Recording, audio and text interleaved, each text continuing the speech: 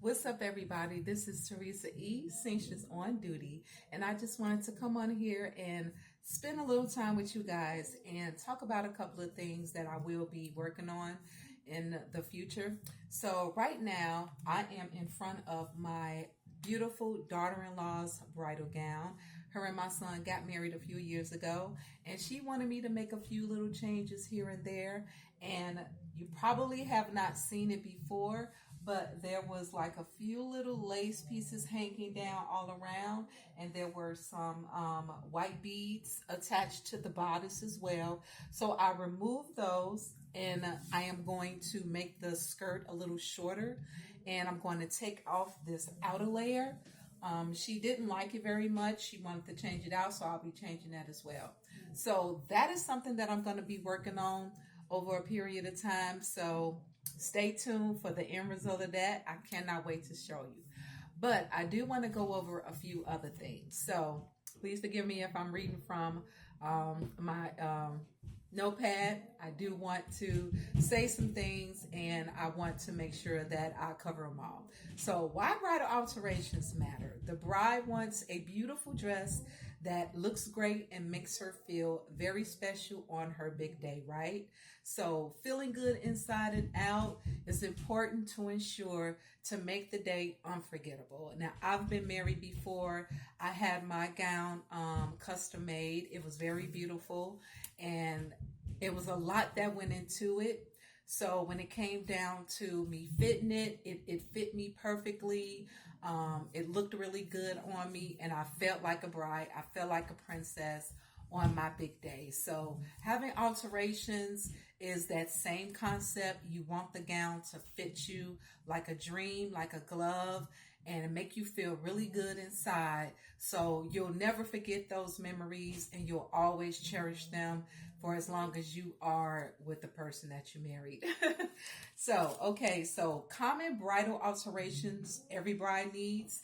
Now, there are a lot of things that can go into bridal alterations, but there are some basic ones that are usually kind of like the staple of getting alterations.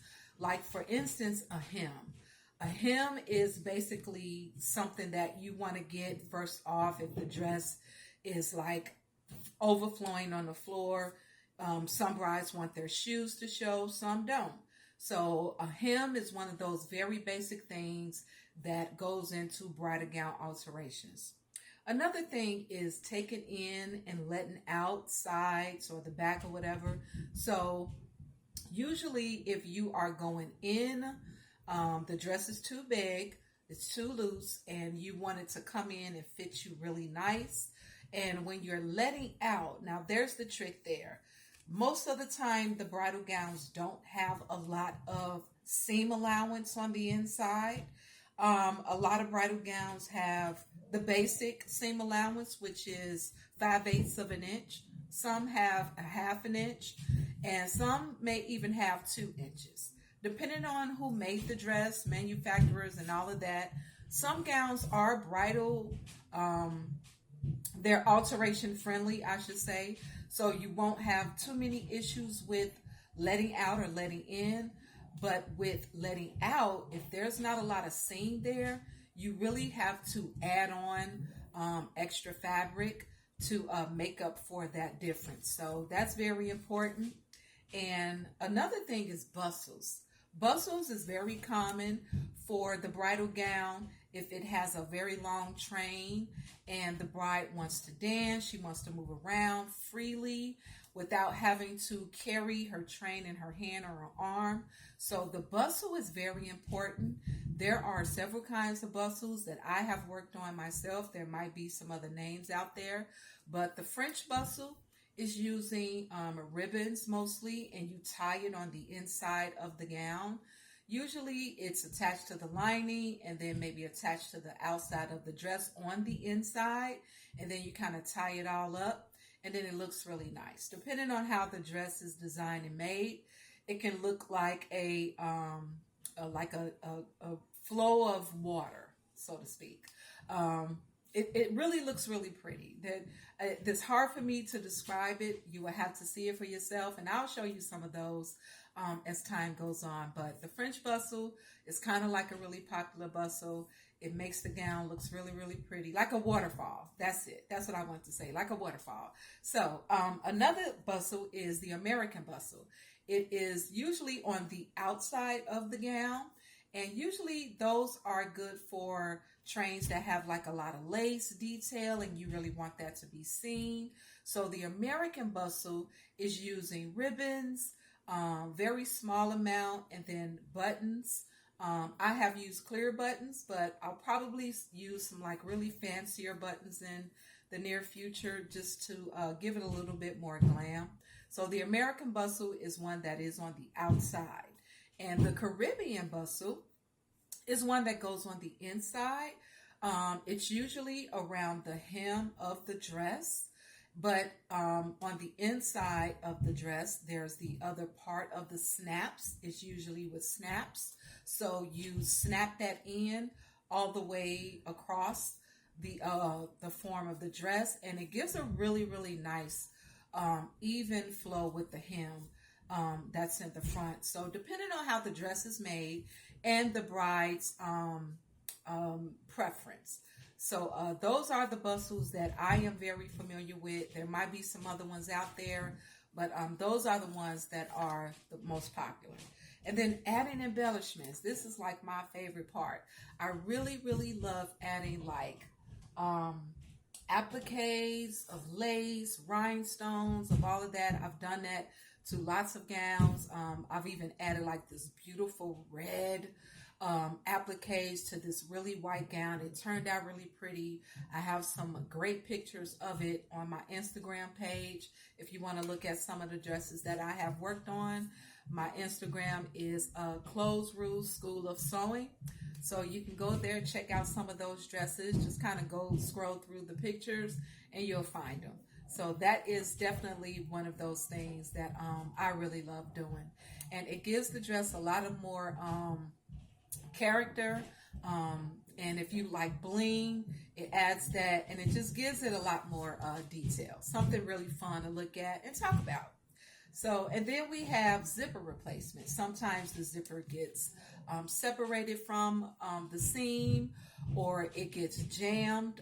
Sometimes that happens, or it just may be a bad zipper, and it just, has to be taken out and replaced. So depending on how it's made, you have the regular zipper and invisible zipper. So that's really easy, but kind of a common type of bridal alteration thing that you have to do.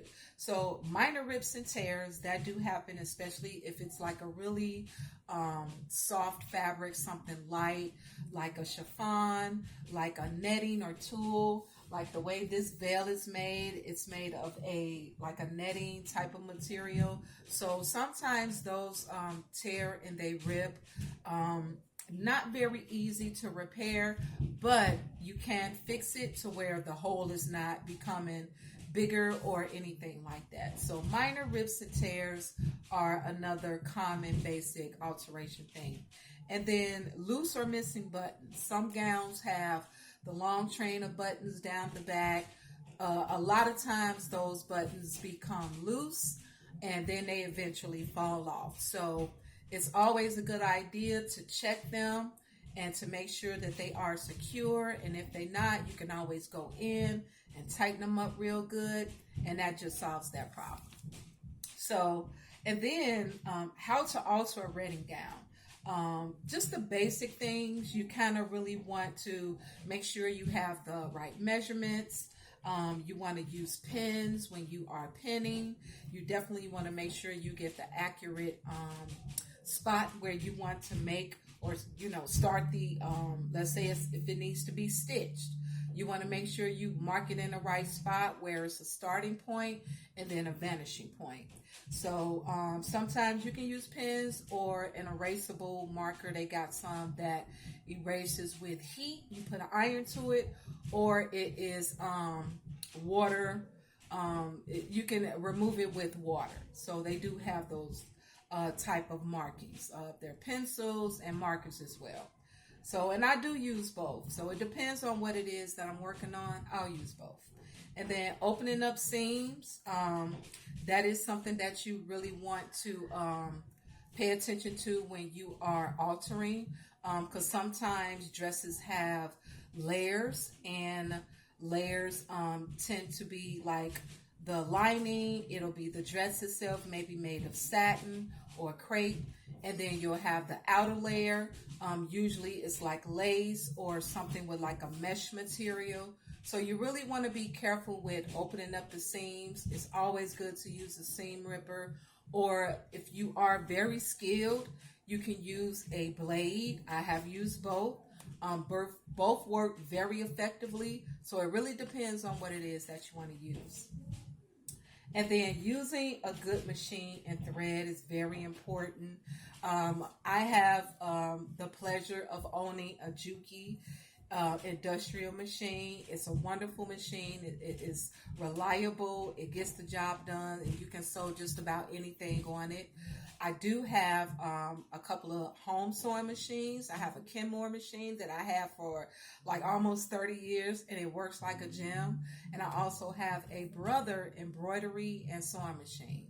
Both of them work really great, but the Kenmore is really my favorite. It's very sturdy, and it has lasted a good long time, like 3 decades at this point. That's awesome, right?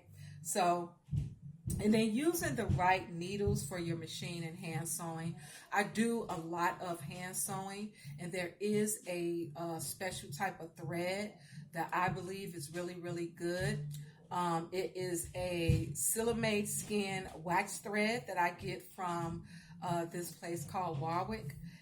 It's really, really good. Let me grab it for you. It's a really good thread. I love it. It works really, really good with hand sewing. So I highly, highly recommend this kind of thread. They got all kinds of colors. It's really good. It doesn't tangle. It doesn't get all reveled up into each other. It works really, really great. So I highly recommend using a wax thread when you are doing a lot of hand sewing. So I do a lot of that, without a doubt. And the right needles, you want to make sure that you have needles for hand sewing. Beading needles are very good to have if you do a lot of applique and beading type of hand sewing. So you always want to make sure you have those on hand. They work really, really well with the smallest type of bead. The needle goes right through it with no problem. I have struggled many times with beading and needles because the bead was too small for the needle and it wouldn't go through.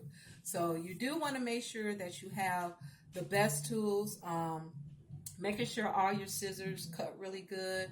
That's very important. The seam ripper is your best friend. You always want to keep that on hand. And tape measure, that's something that's very, very good to use, very handy. Keep that on hand as well. So how to alter a gown is basically depending on what needs to be done. It could be adding in cups. It could be adding embellishments. It could be replacing a zipper. Just a whole list of things. And I came up with a list of 50 things to do to alter a bridal gown. So believe me, this is just the tip of the iceberg of what I'm saying. There's like so many ways you can alter a gown.